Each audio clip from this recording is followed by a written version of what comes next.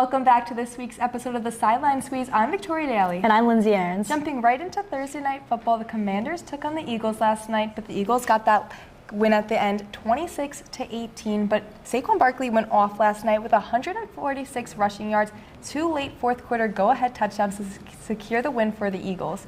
Saquon, 1,137 rushing yards for the season now. He is now the leader of that title. He took over the previous owner, Derrick Henry's title with that game last night. And that was 10 games plus a bye week. How do you feel about that? Saquon's been incredible. As a Giants fan, I'm definitely disappointed that we let him go because he's just been great. I mean, he really saved the game last night for the Eagles. The Commanders had been leading the entire game.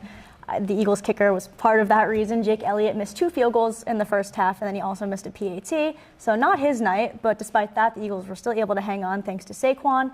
And the Commanders, they were really in this game, even though we thought they were leading. Then the Eagles completely came back, and we were like, all right, they're going to win this game. But they kept it close at the end. Jaden Daniels found Zach Ertz in the end zone with 30 seconds left for the touchdown. And then they ended up going for 2, which at first the refs ruled it that it was an incomplete pass. They said that Ertz's feet were on the out-of-bounds line. But then when they did the replay, they saw Ertz was in. They gave him the 2 points, and it was only an 8-point game. So because of that, they had the opportunity to do an onside kick and still be in this game with a touchdown and the 2-point conversion that could tie. But unfortunately, the onside kick was not successful. The Eagles recovered it and ended up winning this game. And this is now the Commanders' second straight loss. How do you feel about this? I think, the Commanders, I mean, maybe it's because I'm a Giants fan, so maybe a little biased here, but I don't know. I've seen people on social media saying that they may be just fraudulent. Everybody thought they were so good, but if you look back at the teams that they beat, they were all teams that are under 500. So are they really that good, or are they getting lucky in their matchups? What do you think, Victoria? I know they're taking on the Cowboys next week, so I do think that's a below 500 team, so they should get the win. Especially with Dak Prescott out of this game, I don't think there's any way Dallas beats them. And 4 out of their 5 next games are home, so I think that atmosphere will also help kind of, raise team morale. But the Eagles now, with that win, they are now the leaders in their division, 8-2, and they're taking on the Rams next week. And I'm actually going to be at that game, so I'm super excited to see them next week in person. Who are you rooting for? I assume the Rams, of course. I figured. We're Giants fans. We can't be rooting for the Eagles. No, of course. And actually, with the post-game interview after the game, Saquon Barkley was being interviewed by the Thursday Night Football crew. And in the background, all the fans in Lincoln Financial Field were chanting, "Thank you, Giants." But, moving from one post-game interview to another, Fran Brown, the Syracuse football head coach, said that he doesn't shower after losses. Syracuse lost 37-31 versus Boston College last Saturday, and Fran Brown did not shower after that game.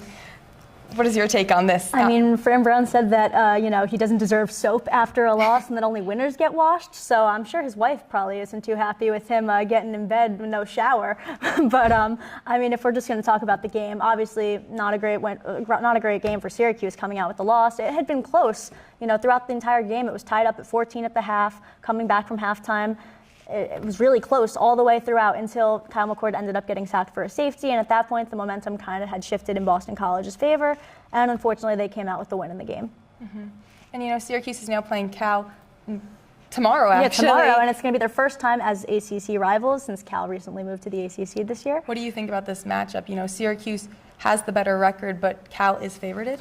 I don't know. I don't really, maybe because it's a home game for Cal, that's why they're favored. But I think Syracuse can come out with a win. I certainly hope they can because their schedule these next few weeks is going to be really important in terms of what bowl game they end up getting. We play Cal this week. The week after that, it's against UConn at home. Which should be a win, hopefully. It should be. And then the next week, it's probably going to be a loss for taking on 9-1 Miami with Heisman Trophy contender Cam Ward at quarterback. So I'm not expecting a win for that game. I'm just happy that we have a bowl game. And, hopefully if we win tomorrow versus UConn, we'll have a great bowl game. Cal and then UConn the next week, exactly. Yeah. So hopefully this will determine what bowl game we end up getting, and we're going to end up hopefully knowing what bowl game that is by the time we return, because we're not going to be filming the next few weeks because of Thanksgiving break. But hopefully when we come back, we'll be able to update you guys on what happened with those next few weeks of games and what bowl we're going to end up in. Well, thank you for tuning into this week's episode of the Sideline Squeeze. I'm Victoria Daly. And I'm Lindsay Aarons. We'll see you after Thanksgiving break. Have a great holiday.